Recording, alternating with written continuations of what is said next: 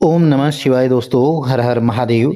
आज की वीडियो में प्रदोष व्रत कथा का श्रवण करने जा रहे हैं। हमें कथा को सच्चे मन से, सच्चे भाव से स्मरण करना चाहिए, सुमिरन करना चाहिए और एकाग्र चित्त होकर के सुनना चाहिए। भगवान भोलेनाथ की आराधना करें। आज प्रदोष व्रत कथा जरूर सुननी चाहिए। चलिए आरंभ करते हैं। प्रत्येक माह में पड़ने वाला प्रदोष व्रत भगवान शिव की कृपा पाने के लिए बहुत बड़ा दिन माना जाता है।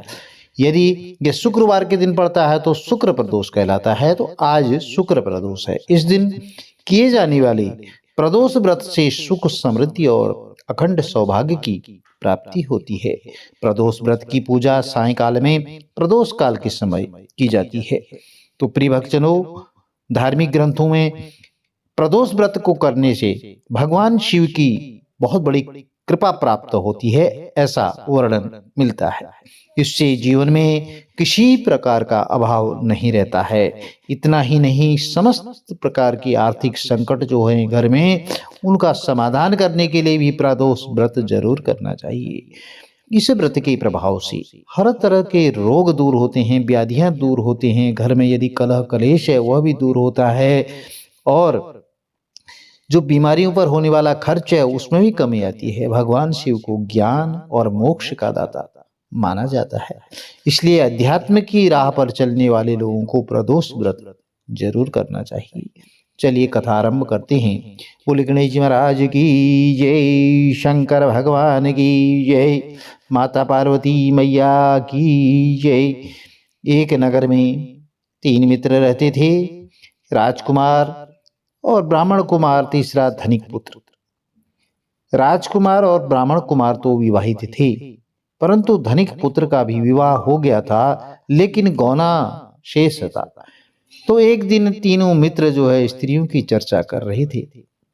तो ब्राह्मण कुमार ने स्त्रियों की प्रशंसा करते हुए कहा कि नारीहीन जो घर होता है उसमें भूत प्रेत का वास होता है, भूतों का डेरा होता है।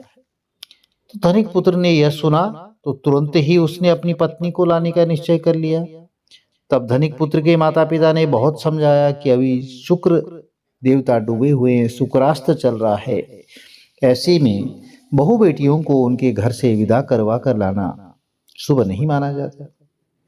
लेकिन धनिक पुत्र ने किसी की नहीं सुनी और ससुराल पहुंच गया। अब ससुराल में भी उसको खूब मनाने की कोशिश की गई, लेकिन वो जिद पर अड़ा रहा और कन्या के माता पिता को उनकी विदाई करनी पड़ी। और विदाई के बाद पति पत्नी शहर से निकले ही थे कि बैलगाड़ी का पहिया निकल गया और बैल की टांग टूट गई। दोनों को चोट लगी, लेकिन फिर भी वो चलते रहे। कुछ दूर जाने पर उनका पाला डाकुओं से पड़ा, जो उनका धन लूट कर ले गए। अब दोनों घर पहुंचे, वहां धनिक पुत्र को सांप ने डस लिया। उसके पिता ने वैद्य को बुलाया तो वैद्य ने बताया कि 3 दिन में ही मर जाएगा। अब जब ब्राह्मण कुमार को यह खबर मिली तो वह धनिक पुत्र के घर पहुंचा और उसके माता पिता को शुक्र प्रदोष व्रत करने की सलाह दी और कहा कि इसे पत्नी सहित वापस ससुराल भेज दें। और धनिक ने ब्राह्मण कुमार की बात मानी और ससुराल पहुंच गया, जहां उसकी हालत ठीक होती गई। यानी शुक्र प्रदोष के महात्म्य से सभी घोर कष्ट उसके दूर हो गए। इस दिन कथा सुने अथवा सुनाएं, या कथा समाप्ति के बाद आप जो है हवन कर सकते हैं, पूजन कर सकते हैं और 21 बार या 108 बार ओम ह्रीं क्लीं नमः शिवाय स्वाहा मंत्र से आहुति दे सकते हैं। उसके बाद भगवान भोलेनाथ की आरती करें। जिनके पास समय नहीं हो तो सामान्य रूप से पंचोपचार, षोडशोपचार पूजन करें, कथा श्रवण करें, प्रसाद वितरित करें, उसके बाद भोजन करें। कहा जाता है कि शुक्र प्रदोष का व्रत सौभाग्य और दाम्पत्य जीवन में सुख समृद्धि भर देता है। यही कारण है कि आज के प्रदोष व्रत का काफी खास माना जाता है। शुक्रवार के दिन पड़ने वाले इस प्रदोष व्रत से सुख, समृद्धि और बरकत घर में सदैव देखने को मिलती है। चलिए माता पार्वती और शिव जी का संवाद श्रवण कर लेते हैं।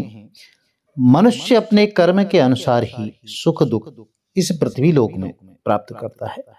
एक बार माता पार्वती ने भगवान शिव से कहा कि प्रभु, मैंने पृथ्वी लोक में देखा है कि जो व्यक्ति पहले से ही अपने दुखी हैं, आप उसे और ज्यादा दुख प्रदान करते हैं, और जो सुखी हैं आप उसे दुख नहीं देते।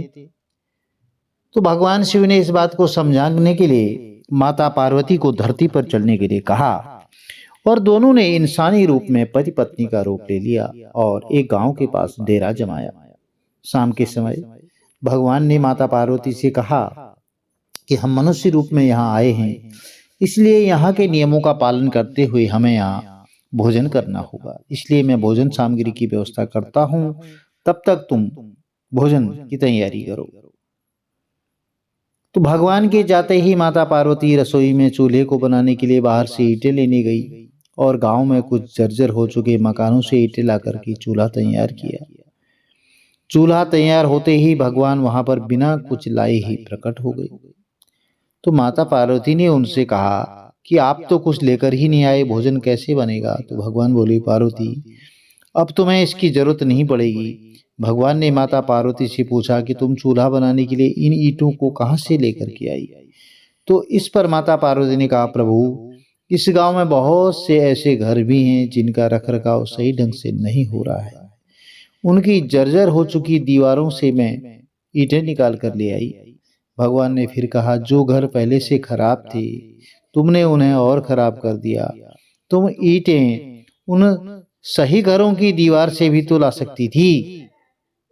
तो माता पार्वती बोली, प्रभु, उन घरों में रहने वाले लोगों ने उनका रखरखाव बहुत सही तरीके से किया है और वह घर सुंदर भी लग रहा है, ऐसे में उनकी सुंदरता को बिगाड़ना उचित नहीं होता।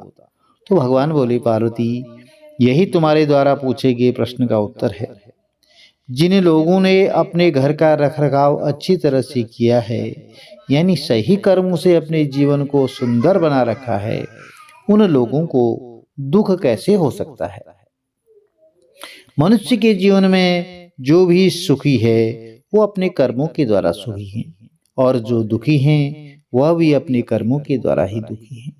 इसीलिए हर एक मनुष्य को अपने जीवन में ऐसे ही सत्कर्म करने चाहिए, जिससे कि इतनी मजबूत और खूबसूरत इमारत खड़ी हो कि कभी भी कोई भी उसकी एक ईंट भी निकालने नहीं पाए। तो प्रिय भक्तजनों, कथा का सार यही है कि हम जो कर्म करते हैं हमें सत्कर्म करने चाहिए, चाहे कहीं पर भी हों, किसी परिस्थिति में हों। अच्छे कर्म करते हैं तो हमें उसका फल अच्छा ही प्राप्त होता है। हम जैसे बीज बोते हैं वैसे फल प्राप्त होते हैं। यदि हम करेले का बीज बोते हैं, करेले की प्रवृत्ति कड़वी होती है तो कड़वे फलों की प्राप्ति होती है, और यदि हम इमली का बीज बोते हैं उसकी प्रवृत्ति खट्टी होती है तो खट्टे फलों की प्राप्ति होगी। और यदि हम मीठा होता है बेर की फसल बोते हैं, बेर का बीज बोते हैं तो मीठे फलों की प्राप्ति होगी, मधुरता की प्राप्ति होगी, मिठास युक्त फलों की प्राप्ति होगी। इसलिए हमें कर्म पर आधारित ध्यान देना चाहिए, हमें एक सदकर्म करना चाहिए। यदि हम जैसा कर्म करेंगे, अच्छे कर्म करेंगे तो अच्छे फलों की प्राप्ति होगी, बुरे कर्म करेंगे तो बुरे फलों की प्राप्ति होगी। इस मृत्यु लोक में इस कलयुग में यही सब दिखाई देता है। इसलिए सत्कर्म करें, अच्छे कर्म करें, और अवश्य ही भगवान भोलेनाथ की कृपा से आपके कुटुंब में सुख समृद्धि प्राप्त होगी। प्रिय भक्तजनों, यदि कथा अच्छी लगी चैनल को लाइक कीजिए, शेयर कीजिए, सब्सक्राइब कीजिए, साथ में बेल आइकन जरूर प्रेस कर दीजिए, जिससे कि आने वाली वीडियोज की नोटिफिकेशन आपको ठीक समय पर मिल सके। भगवान भोलेनाथ का आशीर्वाद कुटुंब में, परिवार में सदैव बना रहे। हर हर महादेव, जय माता दी।